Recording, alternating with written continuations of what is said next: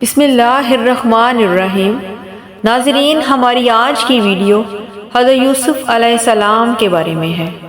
حضرت یوسف علیہ السلام کا ذکر اللہ پاک نے سورہ یوسف میں کیا ہے، اور یہ ان کے بارے میں اتنی بہترین سٹوری ہے کہ خود اللہ تعالیٰ نے اس کی تعریف کی ہے۔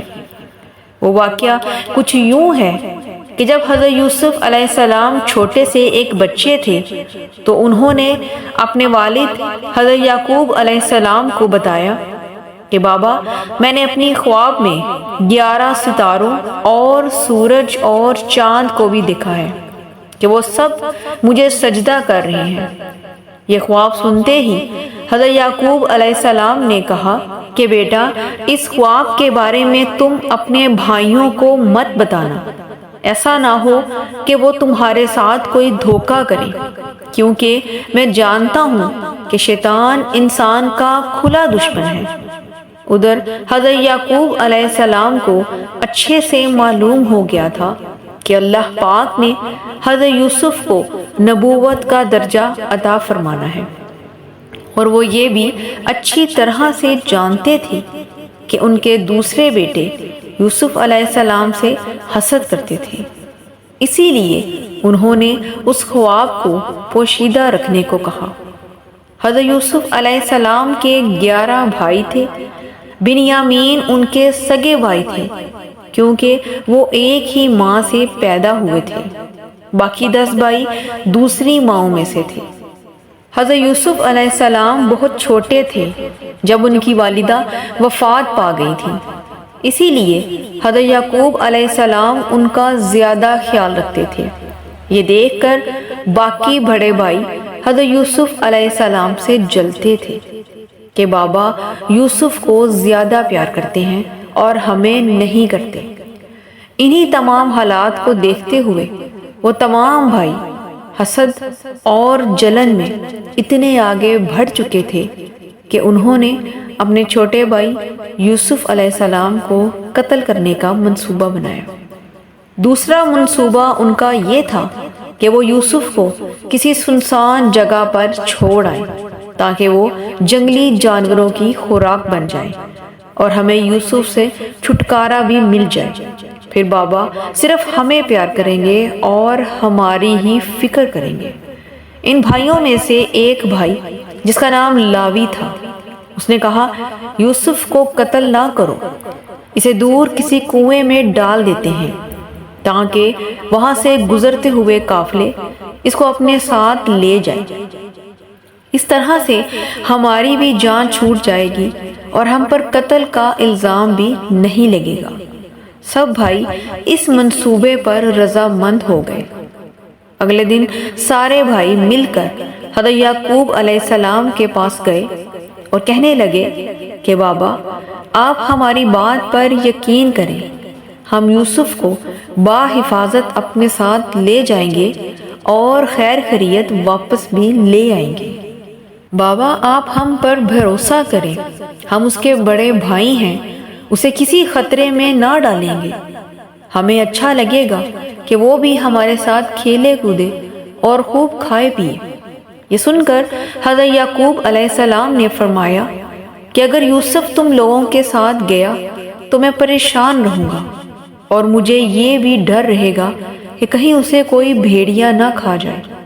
تمام بھائیوں کے بار بار اصرار کرنے پر حضرت یعقوب علیہ السلام حضرت یوسف کو ان کے ساتھ بھیجنے پر رضامند ہو گئے۔ اگلی صبح ہی وہ سارے بھائی حضرت یوسف علیہ السلام کو ساتھ لے کر چلے گئے۔ گھر سے دور جانے کے بعد ان سب بھائیوں نے حضرت یوسف علیہ السلام کو خوب مارا اور پھر ایک کنویں میں پھینک دیا۔ حضرت یوسف علیہ السلام کنویں میں ایک پتھر پر گرے اور وہ خوف و ہراس کی حالت میں اسی پتھر پر چڑھ کر بیٹھ گئے، اور اس بات پر بے حد حیران تھے کہ ان کے ہی اپنے بھائیوں نے ان کے ساتھ جانوروں جیسا سلوک کیوں کیا۔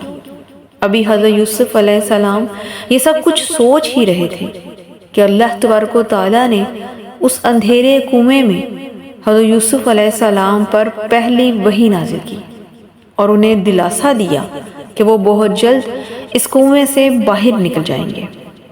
دوسری جانب وہ تمام ظالم بھائی روتے پیٹتے ہوئے اپنے والد حضرت یعقوب علیہ السلام کے پاس پہنچے اور کہنے لگے کہ بابا، ہم سب تو دوڑ میں لگ گئے تھے اور یوسف کو ہم نے سامان کے پاس چھوڑا تھا، بس اچانک وہاں ایک بھیڑیا آیا اور یوسف کو کھا گیا۔ ہمیں معلوم تھا کہ بابا آپ ہماری بات پر یقین نہیں کریں گے، لیکن ہم سچے ہیں۔ یہ دیکھیں، خون میں لت پت یوسف کا کرتا۔ وہ تمام بھائی اس قدر ہوشیار تھے کہ انہیں پتا تھا کہ ان کے والد ان کی بات پر یقین نہیں کریں گے، اس لیے انہوں نے یوسف علیہ السلام کے کرتے پر خون کے نشانات لگا دیے تھے۔ جب حضرت یعقوب علیہ السلام نے اس کرتے کو دیکھا تو بولے، یہ سچ نہیں ہے، بلکہ تم لوگوں نے اپنی طرف سے کوئی من گڑت کہانی بنائی ہے۔ میرے یوسف کو کچھ بھی نہیں ہوا، وہ زندہ ہے۔ اور وہ کیسا بھیڑیا تھا جس نے یوسف کو تو مار دیا لیکن اس کے کرتے کو پھاڑا بھی نہیں۔ تو اس بات پر ان بھائیوں کے پاس کوئی جواب نہ تھا۔ پھر حضرت یعقوب علیہ السلام نے فرمایا، بس اب صبر ہی بہتر ہے، اور تمہاری بنائی گئی ان باتوں پر اللہ پاک سے ہی مدد طلب کی جا سکتی ہے۔ ادھر دوسری طرف سفر کرتے ہوئے ایک قافلہ اسی کنویں کے پاس سے گزرا اور انہوں نے پانی کے لیے ایک شخص کو بھیجا۔ جیسے ہی اس شخص نے پانی کے لیے بالٹی نیچے کنویں میں ڈالی تو حضرت یوسف علیہ السلام اس بالٹی میں بیٹھ گئے۔ جب آدمی نے بالٹی اوپر کھینچی تو حیرت میں گم ہو گیا، کیونکہ پانی کی بجائے اس میں سے ایک بہت ہی خوبصورت لڑکا باہر آیا۔ وہ آدمی حضرت یوسف علیہ السلام کو دیکھ کر بہت خوش ہوا، کیونکہ اس دور میں غلاموں کی تجارت عام تھی۔ پھر وہ شخص حضرت یوسف علیہ السلام کو اپنے ساتھ مصر لے گیا اور انہیں چند سکوں میں غلام کے طور پر بیچ دیا۔ اور خریدنے والا آدمی حضرت یوسف علیہ السلام کو محل میں لے آیا۔ وہاں عزیز مصر نے جب اتنا خوبصورت بچہ دیکھا تو اس نے انہیں خرید کر اپنی بیوی زلیخا کو تحفے میں پیش کر دیا اور فرمایا کہ اس بچے کو بہت عزت اور پیار سے رکھو، ممکن ہے کہ مستقبل میں یہ بچہ ہمیں بے حد فائدہ پہنچائے، یا پھر ہم اس خوبصورت بچے کو اپنا بیٹا ہی بنا لیں۔ چنانچہ حضرت یوسف علیہ السلام کی تربیت عزیز مصر کے محل میں ہونے لگی۔ عزیز مصر نے بھی حضرت یوسف علیہ السلام کو بیٹوں کی طرح پیار کیا۔ دیکھتے ہی دیکھتے جب حضرت یوسف علیہ السلام بڑے ہو گئے تو شاہی محل کی حفاظت ان کے سپرد کر دی گئی۔ اسی طرح سے اللہ تعالیٰ نے مصر کی سرزمین میں حضرت یوسف علیہ السلام کے قدم جما دیے اور انہیں بے پناہ علم سے بھی نوازا۔ پھر جیسے جیسے حضرت یوسف علیہ السلام جوان ہوئے تو ان کی خوبصورتی میں بھی دن بدن اضافہ ہونے لگا۔ حسن یوسف واقعی بے مثال تھا، کیونکہ اللہ پاک نے خوبصورتی کو 2 حصوں میں تقسیم کیا تھا۔ اس میں سے آدھا حسن دنیا کی تمام مخلوق میں تقسیم کیا اور باقی آدھا حضرت یوسف علیہ السلام کو نوازا تھا۔ اسی لیے حضرت یوسف علیہ السلام ہماری دنیا کے سب سے خوبصورت شخص تھے۔